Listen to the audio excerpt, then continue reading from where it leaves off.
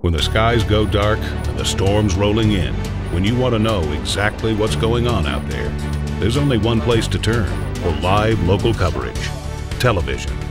AccuWeather, Weather.com, heck, even the Weather Channel. No one's got a team of experienced news and weather people who live and work here every day to help guide you through. Like News First 5 and 30, Southern Colorado's news leader.